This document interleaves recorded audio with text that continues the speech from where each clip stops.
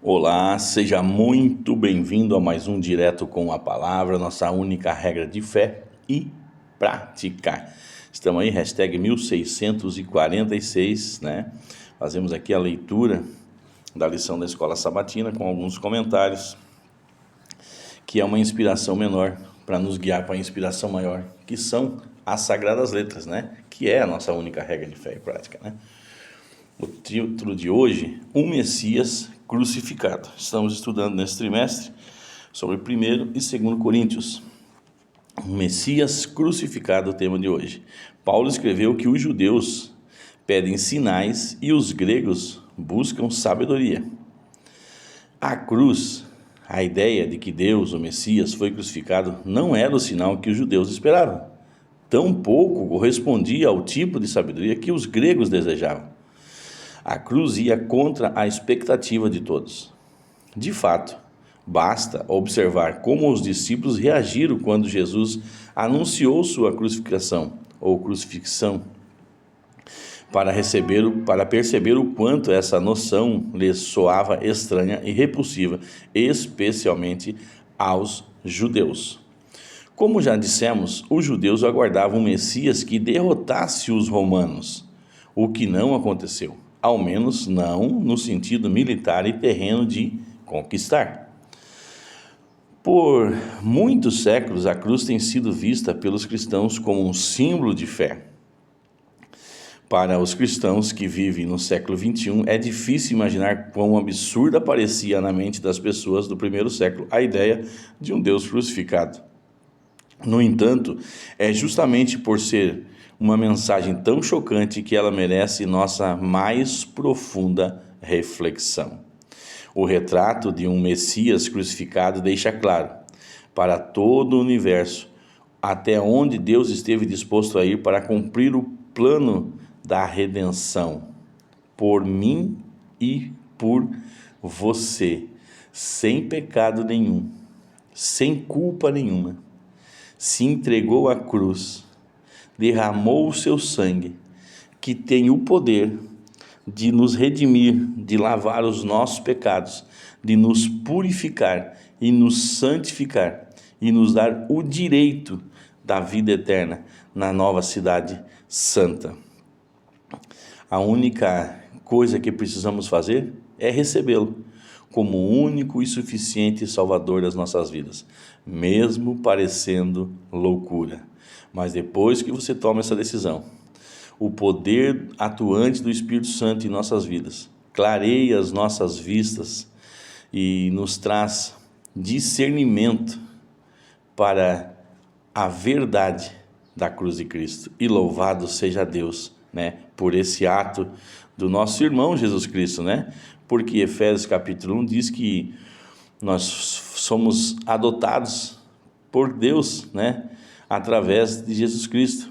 Leia lá, né, Efésios capítulo 1, verso 4 e verso 5. Então nós temos um privilégio imensurável e inalcançável, né, com a nossa humanidade.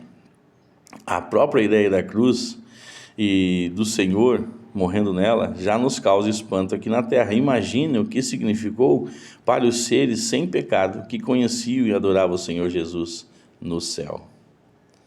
Leia Atos capítulo 13, verso 16 ao 47, especialmente os versos 26, 38 e 47.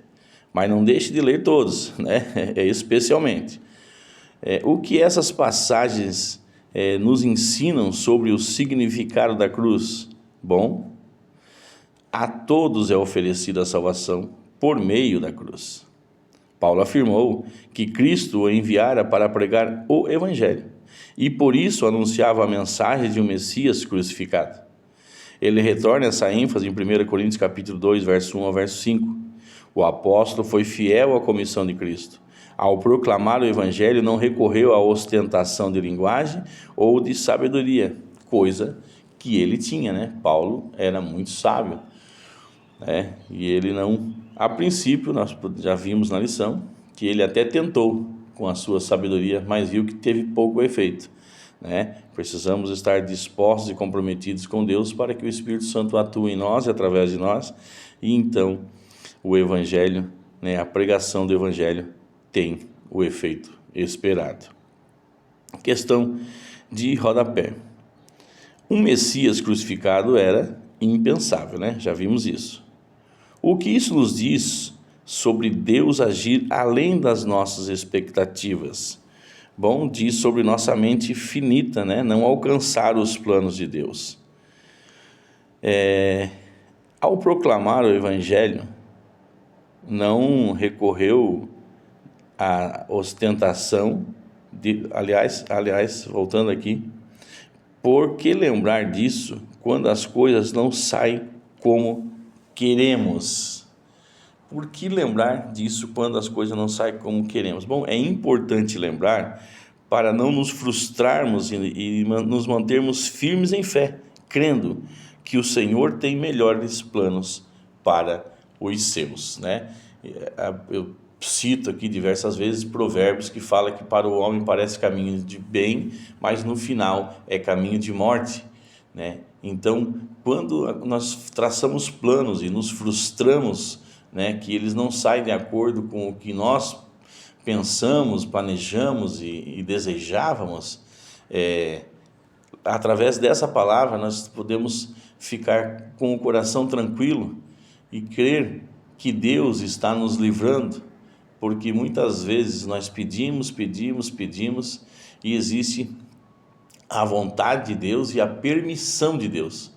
De tanto batermos na porta, pedir e dar-se-vos-á, Deus concede. E aí nós logo para frente quebramos, né? Falar bem o português, quebramos a cara. E aí, poxa vida, não era o certo e eu pensei que era.